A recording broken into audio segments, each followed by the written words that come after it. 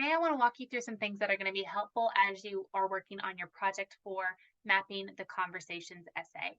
So, the I want to go back to the quote that we started the semester with, the Kenneth Burke quote that states, "Imagine you enter a parlor. You come late. When you arrive, others have long preceded you and they are engaged in a heated discussion, a discussion too heated for them to pause and tell you exactly what it is about. In fact, the discussion had already begun long before any of them got there, so that no one is present is qualified to retrace for you all the steps that had gone before. You listen for a while until you decide that you've caught the tenor of the argument, and then you put in your oar. Someone answers you, you answer him, another comes to your defense, another aligns himself against you. The hour grows late and you must depart, and you do depart, with the discussion still vigorously in progress." And so this discussion is your issue that you've been researching for the entire semester. I want to take a quick moment to remind you that you do need to stick with the same topic that I initially approved at the beginning of the semester. You're not allowed to change that topic at any point because this research builds on one another. You need to learn and listen to the conversation that's happening before you can, as Kenneth Burke says, put in your oar. And so for project 4, you are just listening to the conversation still. You're trying to gather as much information as you can so that come project 5, you can put in your oar. I want to just really quickly give you a couple of research tips that you probably already know as you're continuing this process. You cannot use Wikipedia as a source, but you can mine sources from Wikipedia. There's some videos to show you how to do this. There's also research guides through the TTU library. And additionally, there's this Ad Fontes media bias chart. This, this chart generally does a pretty good job of showing you where the bias lies in any given source. They try really hard to be non-biased, although I know that can be a hard ask in today's day and age. I'm sorry, something keeps popping up. If you are using sources that are in that green area, that green box, you're usually pretty good. Not all sources obviously are going to fall into this, but a lot of the major news sources will. So take advantage of that. Also, recognizing what the rhetorical situation is can be very helpful to you. I know that I mentioned it in a lot of my feedback, and so I wanted to take a quick second to review what is the rhetorical situation. The rhetorical situation is exactly that, everything that is surrounding a piece of rhetoric. The text, whatever the text might be, is it an article, a video, a tweet, whatever. Who is the writer of that text? Who is the reader of the text and was the subject of the text? And what was going on around the text when it was created? Politically, what was happening when that tweet was posted? That's and knowing that context influences how you understand the text itself. And so, I mean, context for any of my Latin or Spanish speakers, con means with the text, what's going on there. Knowing that is going to influence how you interpret that information. So keeping that in mind as you do your research is going to be useful also. These are some questions that you can ask. I'm not going to stay on this too long. You can take a screenshot if you'd like, but that's going to be important to know as you continue. So the Mapping the Conversations essay, I want to take a quick second to go over to the assignment guidelines and just review this. So in our Mapping the Conversations essay, we have the rationale for the unit, and let me make sure that this is still sharing. The rationale for the unit. So it's important to note that it says that you're going to be exploring the complexity of an issue through the various perspectives of the stakeholders involved. I have this little chart of the way I view your stakeholders in relationship to your issue. They're all related to your issue, and it kind of looks like this little spider, and you're trying to see how do they all relate to your issue. And how do you understand your issue through their perspective? You want to act as non-judgmentally as possible. Again, we're just listening to the conversation. And you're going to use stasis theory to help you explain where the various stakeholders agree and disagree. There's a great definition of stasis theory here. It's developed by the ancient classical rhetoricians in ancient Greece and Rome, and offers a heuristic for analyzing and inventing arguments. People disagree based on definition, fact, value, cause and effect, and or policy. We call these the different levels of stasis. And in fact, the chapter that you are assigned to read, I believe it is chapter 9 this week. We confirm that.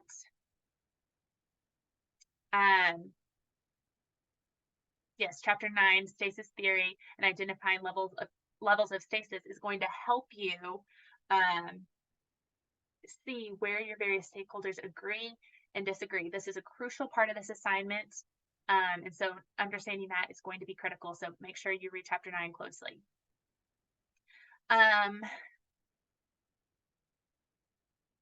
You're going to need kind of two critical components, maybe three, to this essay. The first one, as listed in the prompt, is introduce a background and context for your issue. This can be a section of multiple paragraphs, or it can just be one paragraph, depending on how you want to structure that. And then the second thing is you're going to analyze 5 stakeholders related to your issue. And so each stakeholder can have its own section. You can use a header and then have multiple paragraphs associated with that stakeholder, or you can just have one paragraph for each stakeholder. Again, whatever is going to work best for your topic and how you want to organize it. The kind of third thing that you need is employing stasis theory to understand the arguments being offered.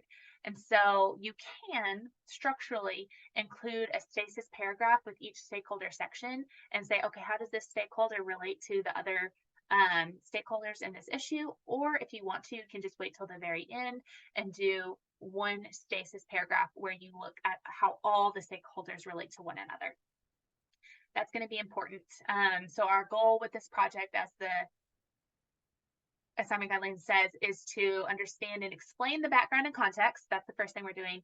And then to understand and explain how various stakeholders perceive and argue about this issue. That's restated again down here, minimum of 1,500 words. The 2 things that your project needs, again, it's just reiterated. And you need to make sure 4 out of your 5 stakeholders are active stakeholders, meaning they actively can speak into the conversation. There are some stakeholders, such as children or animals, that are considered silent stakeholders, which it's harder to get that primary source, the source that is from the stakeholder's perspective. But you need to make sure at least 4 out of your 5 are active stakeholders. And when you identify them, you need to look at who they are, their relationship to the issue, and where possible, what they are arguing and the values that connect to that position. So if you're talking about eco-activist, right? What is motivating them? What are their values that connect them to the issue of trash within the ocean, right? If that's your issue. So make sure you explain who the stakeholder is.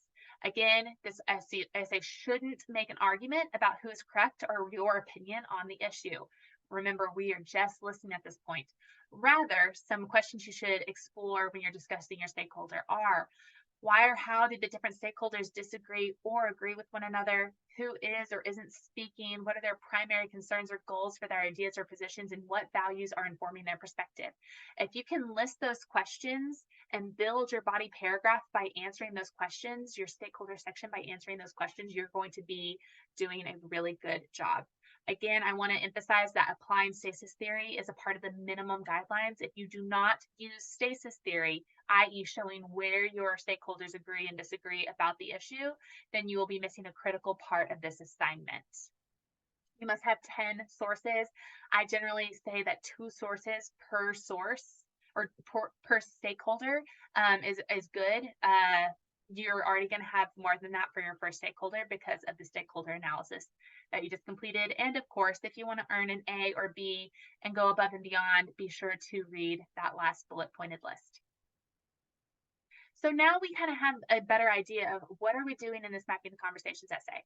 We have our various stakeholders and they all relate to their issue. So to give you a visual, I'm sorry, I'm going to actually do this really quick. What is stasis theory? As we discussed already, stasis theory helps us identify where people agree and disagree. The way you would say that is if they have stasis, then they do agree, they do have common ground. If they do not have stasis, then they do not agree. And so there's 4 levels of stasis.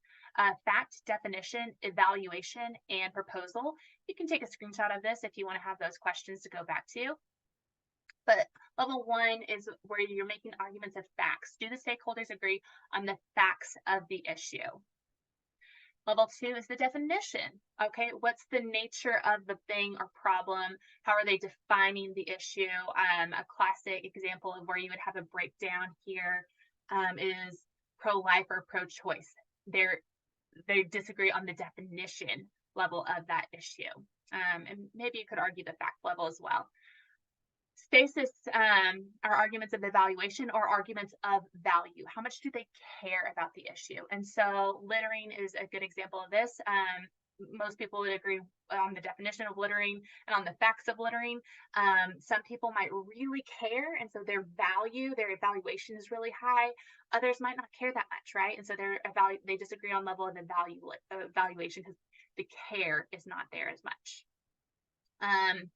And then the last level is the level of proposal or argument. Essentially, if we agree on levels of fact, definition, and